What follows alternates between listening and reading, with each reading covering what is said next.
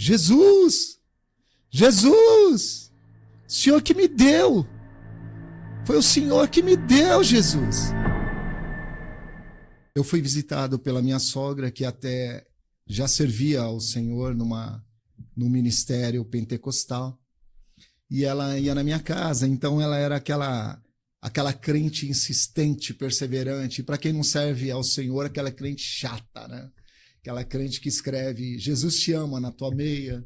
Então eu ia colocar a meia, estava lá um bilhetinho, Jesus te ama. Eu ia colocar o paletó, colocava a mão no bolso, para pegar alguma coisa no bolso, tinha lá, Jesus te ama. Na época nós fazíamos artefatos de artesanato e estava lá escrito nas velas decorativas de casa, Jesus te ama. Na verdade, ela já estava profetizando, né? Ela já estava me apresentando. Já está se apresentando. Aquilo, né, que eu achava já ter, mas eu não queria que fosse daquela maneira. Na minha concepção, eu já servia ao Senhor, né? Porque a gente fala assim, eu já sirvo a Deus, sou filho de Deus, mas, na verdade, eu não conhecia Jesus Cristo. Eu me dizia cristão, mas eu não tinha ligadura com Jesus. Era só de ouvir falar. Você acredita em Deus? Lógico, eu acredito em Deus. Mas só de ouvir, não tinha intimidade, né? Nenhuma, Washington, entende? E aí a minha sogra, com muita persistência, começou a ser aquela chata de falar de Jesus Cristo e insistir aquele que não quer saber o que é Jesus Cristo, porque na minha concepção é a religião. Eu detesto crente. Os crentes são muito chatos. Esses crentes acham que eles vão para o céu. Nossa, Deus é só dos crentes. Sabe essas coisas? Sim. Então eu tinha aversão. Eu não tinha a humildade, a sensibilidade de ouvi-la e falar, fala como que é o seu Deus. Me explica o que é o Senhor Jesus. Por que você fala que você é escolhida por Deus e eu não posso ser, não é? Então, aos poucos, algumas coisas que nós podemos chamar de coincidências, mas eu acredito que eram convites de Deus, começaram a acontecer na minha vida. Então, eu sou casado com a Luciana já há 28 anos, para quase fazer as contas aqui, eu acho que uns 28 anos, e espero que ela não brigue comigo se eu errei a data, mas é isso. E ela tá aqui, ela tá ao vivo. Ela tá ao vivo aí, não, acho que uns 28 anos, enfim. E ela começou a fazer tratamento, que o sonho da mulher é conceber família e do homem é ganhar dinheiro, né? Então eu estava na minha expectativa de ganhar grana e ela de conciliar o casamento, de conquistar a família, né? Enfim, de constituir família. E ela, então, começou a fazer uma série de exames para que ela ficasse grávida. Ela não conseguia engravidar. E então eu tive que fazer todas aquelas baterias de exames totalmente constrangedoras para homem, mas passei por esse crivo para alcançar lá o sonho da minha esposa, a Lu. Procurou a ciência, a princípio. A priori, sim. Era o que eu conhecia. É o que conhecia. Era o que eu conhecia. É o que muitos conhecem. Exato, né? Então eu fui pela ciência a priori, e a ciência disse que eu não tinha nenhum tipo de anomalia, mas que a anomalia estava com a Luciana. Ela tinha uma patologia que era a grande quantidade de cistos policísticos, né? Cistos policísticos, e que o útero dela, então, não podia conceber, porque as trompas dela elas eram murchas em formas de linguiça. Sim. E aí o médico constatou e falou para ela, olha, você nunca vai gerar um filho porque você é estéril. E aí foi a primeira experiência que eu tive com o Senhor Jesus Cristo. A Luciana me ligou, estava na empresa, e a Lu me ligou chorando a beça. Lá em Santos tem uma avenida que chama Avenida Ana Costa, que é a principal. Sim. E ela estava naquela avenida, o consultório era ali. E ela me ligou assim desesperada, dizendo a altura que ela estava da avenida. Eu não tinha assim a compreensão do que ela estava passando. Então, para mim, ela estava em histerismo, estava descontrolada por algo que podia ser remediado. Na minha cabeça, eu não tinha entendido ainda o que o médico tinha falado para ela. Então, me desloquei até lá com o carro. E aí eu estou vendo uma doida sentada assim na guia. Falei, nossa, uma avenida dessa, essa mulher doida aí sentada no meio-fio. Ela não tem ideia do que ela estava fazendo. E pergunta de $1 milhão. Quem que era a louca sentada no meu fio? A digníssima. A digníssima. Aí eu parei o carro, falei com ela, ela me abraçou. Você não vai me deixar? Você não vai me deixar? Eu tenho uma notícia ruim para te dar. E aí, fiquei impactado. Eu falei, não, mas está tudo bem. Por que você está falando isso? E naquele momento da nossa vida, a nossa família estava toda em São Paulo. Eu tinha recebido uma promoção na empresa que eu trabalhava para exercer lá na Baixada Santista. Então eu não entendia naquele momento o que ela tinha para dizer e o que o médico tinha constatado em exames, né? E ela chegou para mim e falou, olha, o médico constatou que eu sou estéril. E eu falei, mas não se preocupa com isso não. Por quê, Washington? É uma das coisas que, enquanto nós não temos Jesus, a gente não entende, que é a íntima compaixão. Então, eu, sinceramente, naquele dado momento, eu não tive íntima compaixão. E muitos que servir a Deus, eu conheço Deus, eu acredito em Deus, não tem ainda a íntima compaixão. Ainda não se compadece pela dor do próximo, não tem ainda a sensibilidade de entender o que o próximo está passando. E isso, posterior, eu comecei a entender. Mas naquele dado momento, eu achava que aquele era excesso da minha esposa, né? Então, coloquei ela no carro, levei ela para casa e voltei a trabalhar.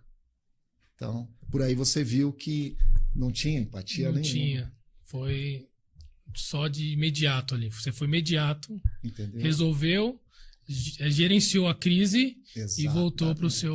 Você entendeu? Mas eu dizia que eu conhecia e servia a Deus. Entende? Então, nesse... Só pegando um gancho, lógico, pastor. Esse servir a Deus, naquele dado momento, era aquele servir só de ouvir falar, de falar eu sirvo, ou você tinha fé naquilo que o senhor almejava, falar assim, não, vou sair para trabalhar e hoje eu vou conseguir isso, vou conseguir com a graça de Deus, ou não, era no automático? Não.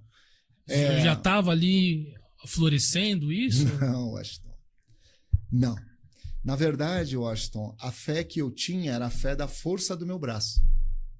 Entendi. Entendeu? A gente vai mudar essa história. Nós vamos trabalhar, você vai fazer o tratamento, nós vamos pagar o que tiver que pagar e você vai cumprir, vai conquistar o teu sonho. Então, era esse o entendimento que eu tinha quando a Lu me deu a notícia do que estava passando na vida dela, a drástica constatação científica que ela era estéril. Então, na verdade, eu falei, não, tá tudo bem. Nós estamos indo bem, eu acabei de receber, eu estou na graça aí da diretoria, entendeu? Então, tá tudo bem, Lu, a gente vai fazer esse tratamento, fica calma. Deixa eu só voltar para o escritório, à noite a gente continua. E quando eu voltei à noite, ela já tinha ligado para a mãe dela. E ela só falou, a minha mãe chega amanhã porque ela tem que ficar comigo por esse tempo. Mas na minha coração, eu servi a Deus. Então, no dia posterior, chega a minha sogra. E ela fala uma coisa, Washington, que me marcou demais. Ela falou para minha esposa assim, ela falou assim, meu genro, a minha filha, ela tem um sonho. E Deus está provocando que esse sonho se concretize. E nós vamos fazer uma campanha de oração. E eu acredito que Deus vai fazer o que tem que ser feito. Se é milagre, se é restauração dos órgãos reprodutores da minha filha, vai acontecer. Mas a minha filha, ela tem um projeto. Deus deixou isso acontecer, porque eu sempre te falei que Deus tem um projeto contigo. E eu na minha ignomia, Washington, na minha ignorância, no meu egoísmo, eu não conseguia abrir ainda o coração para entender o que ela estava falando na inteiriça, né, da questão. Então, eu falei, tá bom, minha sogra, então vai fazer essa campanha, o que tem que fazer? E aí, para mim, era muito objetivo, era muito vamos, o que tem que fazer? Né? Até porque a sua cultura, porque são culturas diferentes, né? Sim. Tem a cultura herdada dos pais, né? Sim. E tem a cultura da esposa, né? Então Sim. ali eu acho que seus pais já era mais, como já vinha uma outra religião, já era mais vamos. E quando a pessoa é evangélica, cristã, né? Ela já é mais cautelosa e dependente de Deus, né? E aí acho que ficou fica um lapso assim, você fala, não, vamos. Mas também, Washington, para complementar o teu pensamento, eu percebia, eu acho, e hoje eu tenho, né, curado dessa deficiência, eu percebia que, para mim, o mundo que nós vivemos, ele é cuidado pela matéria. Então, se eu tiver condição de fazer o exame, meu dinheiro alcança, vou fazer. Quanto que é para fazer o tratamento, Lu? O meu dinheiro alcança? Vamos fazer. Então, não era nem a questão da cultura, porque a cultura que a minha avó apregoava para nós era uma cultura muito de... A minha avó era uma pessoa de um coração muito, muito generoso. As memórias que eu tenho da minha avó é de esvaziar nossas panelas para dar para o vizinho, entendeu? Mas neste momento da minha vida, né, que a minha avó já tinha... Deixa eu lembrar aqui, minha avó ainda era viva, sim. Mas a minha cultura pessoal, como eu estava numa ascensão financeira, estava tendo alcance a coisas que ali a empresa estava propiciando para mim, então, para mim, aquela história era simplesmente a ciência, eu acho. Não tinha nada de fé nesse negócio. Então, tá bom, minha sogra, você chegou aí com uma proposta diferente, eu vou até ouvir a sua proposta, mas a minha intenção é ir por outro caminho. Você entendeu? Então, alguns falam que todos os caminhos levam a Deus. Eu acredito que eu estava indo no engano, entendeu? Então, porque ela me apresentou um caminho e eu, no meu coração, tinha um outro trajeto, entende? Então, eu não queria ouvi-la. Confia, assim, acredita não acreditando. Acho que Deus não faz parte da minha história, entende? Eu acredito em Deus, mas... Eu tenho dinheiro aqui, vamos tentar o que a ciência tem de melhor, né? Porque Deus vai ser a minha última opção. Então, deveria ser a primeira, né? Mas acaba sendo a última. Eu não tinha essa... Para nós acaba sendo a última. Essa consciência do que quando é não tem o Senhor. Entendeu? E aí, eu acho que foi muito interessante, porque a minha sogra fez o que tinha que ser feito. Ela levantou, então... Ela marcou com a Luciana os horários que elas oravam, né? A Luciana já tinha nome do filho, que é o nosso primogênito, chama-se Rafael. A Lu já tinha no coração dela até o nome do garoto, já tinha determinado no coração dela o sexo. E a minha sogra falou assim, a gente vai entrar nessa campanha de oração e toda hora, todo X horário, eu tô lá na igreja e você vai dobrar o joelho no pé da tua cama. E aí a minha esposa chegava ela com os olhos roxos, inchados, de tanto chorar. E eu falava, ela tá pirando, né? Ela tá ficando mal por conta dessa história de ter filho. E aí ela marcou o retorno com esse mesmo médico. Sim. Só que antes de passar por esse doutor, né, esse ginecologista, mas aí já estava no outro passo agora da inseminação, já tinha ventilado, enfim. Ele mandou ela fazer um exame, o ultrassom. E aí o médico, rapaz, ele falou para a Luciana, você nem poderia estar fazendo esse exame. Ela falou, mas é um médico que determinou antes, né? Eu vou pegar o resultado aqui para passar no consultório dele. Ele falou, não, a senhora está grávida. Ela, o quê? Sim, a senhora... Ô, Glória! A campanha da senhorinha lá. O nome da senhorinha é Nadia, rapaz. Aí a dona Nadia apresentou a fé em Cristo Jesus, não é? Então... Mas nesse momento, só para me pegar um gancho, pastor, lógico, desculpa. Não, pelo amor de Deus. Nesse momento, o que veio? Quando ficou sabendo, você acreditou que a ciência falhou? A ciência falhou? Ou foi a mão do Senhor mesmo? Olha, eu acho que o primeiro primeiro Ou que foi o joelho da dona Nadia lá, Que clamando ao tem Senhor? calo, né? É, Na verdade, eu acho, quando a notícia veio, eu fiquei com medo, cara. Eu fiquei com medo, porque era uma vida será que é isso? muito corrida, né? Muito egoísta. Eu acho que essa é a palavra. Né? Entendi. Era uma vida muito egoísta, porque, eu volto a dizer, a Lu queria família. Mas você, E eu buscava, a ascensão. exatamente, a ascensão profissional, a grana, Sim. o sonho da casa própria, vamos trocar de carro, uma casa maior. Então eu estava nesse momento de expectação de vida, entendeu? Eu tenho que alcançar, eu tenho que ter e não ser, né? Então minha expectativa era ter. Então a minha preocupação não era ser, era ter. Então eu trabalhava para ter, eu trocava momentos para ter. Sim. Né? Então a minha visão era ter. O ter é o necessário. O ser vai ser consequência quando apresentar o que eu tenho. Né? Então esta foi a primeira vez que verdadeiramente Jesus se apresentou na minha casa. De uma forma muito notória, que me trouxe medo, porque agora eu tenho um filho. Né? Então, agora a Luciana está vivendo e a Luciana começou a ficar...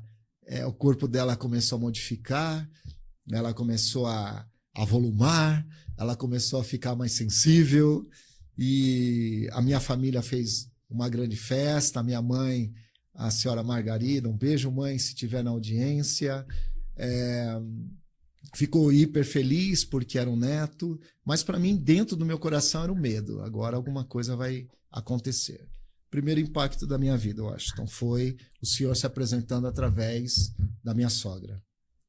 E após esse momento, Washington, eu fazia muito plantão, não é? Porque a Lu estava grávida, ok, estamos em casa, a gente tinha um apezinho legal, então tudo bem encaminhado. Eu ia para os meus plantões porque eu queria ter. Então, ela me liga num plantão que eu estou de madrugada e eu estava fazendo um atendimento, né? Estava fazendo um atendimento e eu não sei se o som tá saindo para você. Agora voltou aqui. E eu estava fazendo um atendimento, né? E a Lu me ligou falando que estava com um sangramento. E aí eu falei, como assim sangramento? O que significa isso, né? Eu já estava grávida. Estava grávida. Estava há quanto tempo? 3 meses, eu acho. Ainda e aí ainda estava naquela iminência de aborto natural, Sim. enfim, né? E aí ela me ligou desesperada, tá acontecendo aqui, tá acontecendo. E eu estava com um cliente, né? E eu falei pro cliente, eu falei, olha, a minha esposa tá grávida, ela tá tendo um sangramento. Ele falou, me deixa aqui. Eu falei, não, eu não posso te deixar aqui. Faz parte do meu contrato trabalhista, eu tenho que te levar embora em segurança. E eu vou analisar o teu processo amanhã, depois você me dá o seu telefone, pega o meu aqui. E levei o cara embora, não lembro mais... não lembro mais o panorama da situação, mas eu cheguei em casa, a Lu estava já com a roupa de dormir, né? Camisola banhada de sangue. Chegamos no plantão, Washington, segunda vez que Deus se apresenta para mim. Chega no plantão, o Dr. José Roberto. Ele veio em emergência, triagem, urgência, ele já veio vestindo jaleco, olhou e falou, não, foi Deus que te deu essa criança. E ele vai sustentar no teu ventre. Olha, professor. Um médico, cara. Médico? Senhor, é difícil, né? Dr. José Roberto. E ele falou, fica tranquilo. Eu vou te examinar, vou ver como que tá a bolsa. Fica tranquilo, pai, senta aqui. Agora é comigo. E Deus já fez o que tinha que ser feito. Ela vai pro sorinho, vai relaxar, porque ela tá agora muito estressada. E Deus vai fazer o que tem que ser feito. E ali o meu coração, a Luciana parou de chorar. E nós, 2 jovenzinhos, família em São Paulo. Você tinha quantos anos nessa época? Washington, você está fazendo eu voltar muito no tempo. Eu tinha 23 anos, Washington. Acho que isso. Não, cara. 20 todos? 25 anos. 25 para 27, eu acho. É que eu não quero fazer conta agora. Senão vai revelar a idade, né? Pô, a CUT tá boa, a CUT tá... Ainda tá, né? Mas, enfim, aquele doutor foi a segunda vez que eu ouvi falar de Jesus. Ele falou para mim, Jesus te deu, ele vai se sustentar. Porque aquilo que ele tinha que fazer, ele já fez, que foi a gestação, e agora ele vai fazer você ir até o fim nessa gestação. Aqui eu só sou um instrumento, a vontade é dele. E aquilo, Washington, foi impressionante o que ele falou, cara. Como Deus é maravilhoso. Maravilhoso. Ele coloca as pessoas certas no momento certo, na hora certa. Né? Quando ele quer. Você iniciou a pergunta falando como que eu fui a Deus, né? E eu tô mostrando aqui que ele é o cara. Ele é o Senhor. Eu fui... É o pecador sendo atraído para a graça, Washington.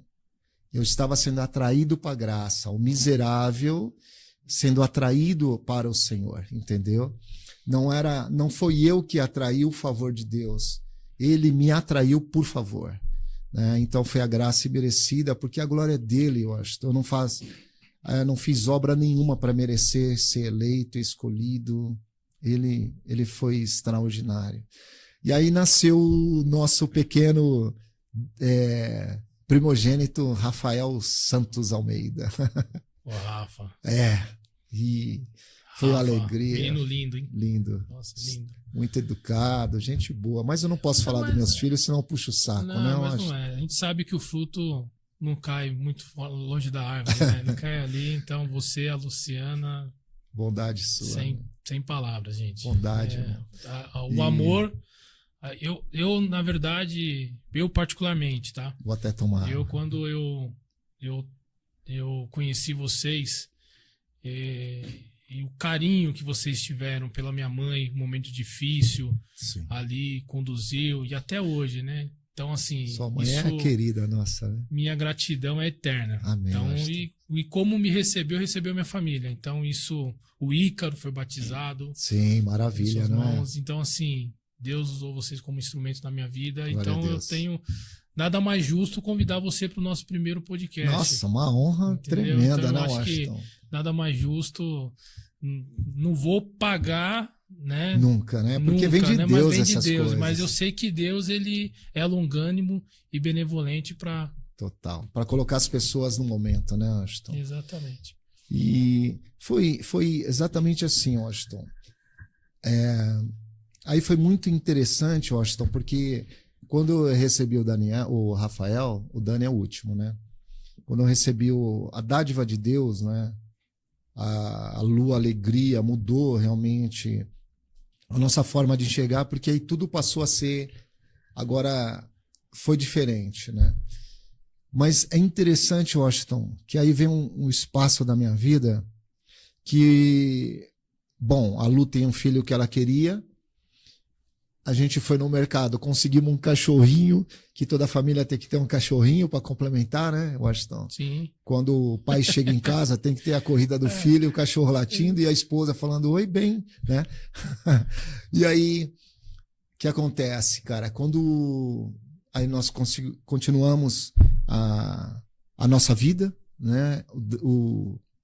Deus nos deu uma casa maior, porque quando o Rafael nasceu, aí teve um gatilho em mim dizendo assim, bom, a gente mora num apartamento, agora eu quero um espaço maior, porque eu quero criar meu filho. E aí Deus nos propiciou uma oportunidade de comprar uma casa com piscina. E aí nós fomos para essa casa com piscina, construímos ela conforme o nosso desejo. Deus nos deu essa condição financeira, para a glória dele, nada eu fiz. Hoje eu entendo isso, né? E então construímos aquela casa muito bacana, aconchegante e tal.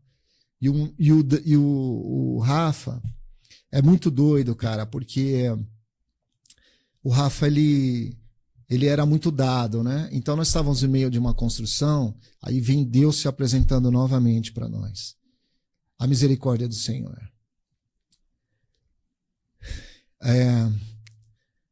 O Rafa foi correr assim e ele pulou. Quando ele pulou, Washington, o testículo dele inverteu. Virou.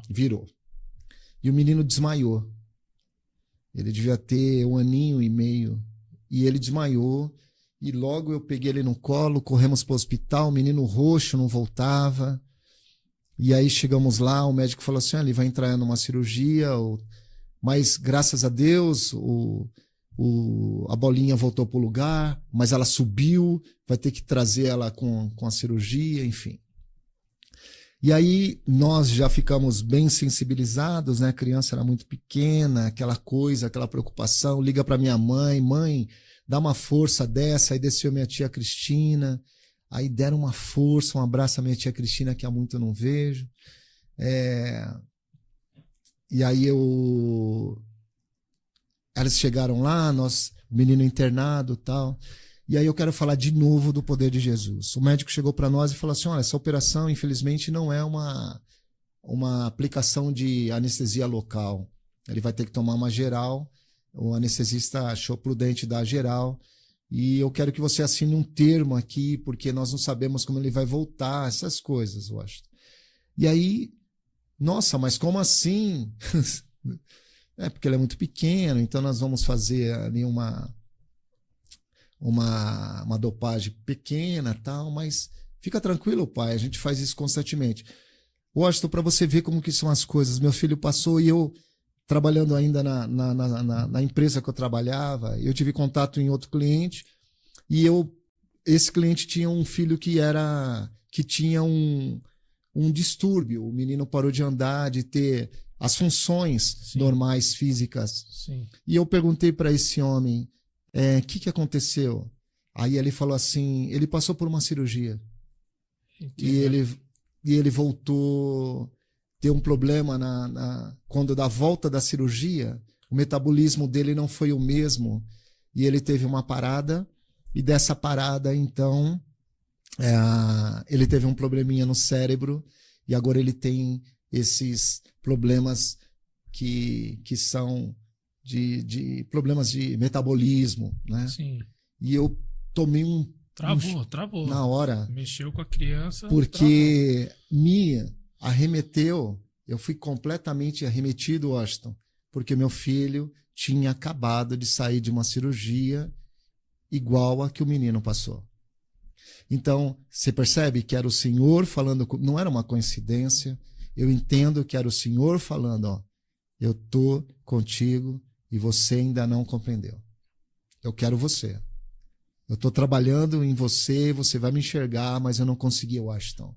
Eu era momentâneo e eu posso dizer hoje curado, eu era egoísta. Eu era imediatista, eu era singular. E eu volto a falar. E eu acreditava em Deus. Mas eu ainda não estava nele. Então a vida era muito singular. Dá para entender isso?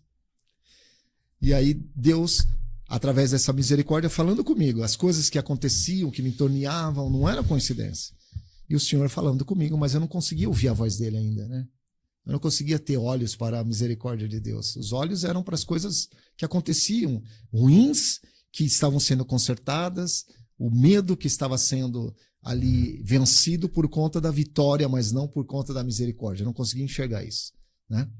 Até que começou a acontecer outras coisas na minha vida. E aí esse menino, agora com 2 anos e meio, eu ainda, com tudo isso que estava acontecendo na minha vida, lendo a Bíblia, incenso, mas a cerveja ainda fazia parte dos meus dias, né? Não estou julgando a quem bebe, mas eu digo porque ela era a forma que eu tinha para destravar, desestressar, você entendeu? Sim, sim. Então eu usava a cerveja como... E a minha esposa falava alguma coisa para mim, eu falava, não, mas eu preciso porque a semana foi muito estressante e tal. E aí a minha esposa, eu estava pintando a casa, estava chegando no final do ano, e aí o meu filho estava brincando no quintal, junto com a nossa cachorrinha que se chamava Amendoim. E Amendoim, então, joga meu filho na piscina. E a minha esposa tinha ido buscar uma cerveja para mim que eu pedi e eu de costa pintando a casa. Aí a Lu vem e fala, cadê o Rafa? Falei, o Rafa correu atrás de você. Ela falou, não, o Rafa veio aqui e ele colocou a cerveja do teu lado. Eu, não. Ela gritou, Washington. Quando eu olhei na direção da piscina, o Rafa estava boiando. O Rafa boiou na piscina, estava boiando, completamente inerte. Já desacordado, já total. Desmaiado. E eu lembro como fosse agora. Eu de moletom cinza, uma camisa de moletom, aquela estação meio que na friaca. Eu não tive dúvida, eu acho. Eu pulei na piscina e eu gritei: Jesus! Jesus! Senhor que me deu! Foi o Senhor que me deu, Jesus! E segurava um menino assim, e ele, a boca roxa, cabeça de lado, e eu gritando assim, eu não digo completamente ensandecido, falando para Deus: Jesus, foi o Senhor que me deu, ele é um milagre. E o menino me olha e fala: pai, por que você está chorando? E eu olhei, parei, a Luciana abraçou o garoto, eu saí da piscina, corremos para o banho, demos um banho quente no garoto, a boca voltou, a cor voltou, eu liguei para o pediatra, e o pediatra falou assim: Júnior, ele tá rosado? Eu falei: tá. Já falou? Eu falei: já. Tá andando? Tá. Levanta o bracinho e solta. Ficou. O metabolismo dele tá show, meu. Oh, glória. Aí o médico falou assim pra mim: volta a tomar uma. Essa aí eu não quis saber mais de tomar mais nenhum. Ai. E foi por uma questão de... Washington, assim, mais uma vez, como um pecador é atraído para a graça sem saber que está sendo atraído para a graça, né? Deus, ele vai conduzindo, né? A sua vida não tem coincidência, irmão, é um propósito. Só que, como nós vivemos uma vida muito materialista, nós não conseguimos ver Deus nessas coisas, né? Nós vemos o acidente, aí se algum mal acontece, aí a colocar como acidente doméstico. Só nas grandes coisas, né, na verdade, a gente consegue, assim... Mas Deus ressuscitou meu filho, se isso não for grande coisa. Então, assim, foi ali naquele momento que você falou: agora entendi. Não tem mais jeito. Não, acho ou ainda você ainda pelo contrário. Resistiu ainda. O médico falou para eu abrir mais uma. Mas e aí, no seu coração? Eu abri mais uma. Oh, Senhor. Eu tô te falando, eu não tinha olhos para ele. Eu não tinha ouvido para Deus. Eram coisas que aconteciam na minha vida. Então, era um bom trabalho, uma boa empresa, um bom rendimento, uma família maravilhosa, casa, carro bom, status dentro da empresa. Então, mas eu acredito em Deus. Eu acredito em Deus. Mas eu acredito em Deus. Essa era a minha fala, essa era a minha concepção da forma que serve a Deus, né?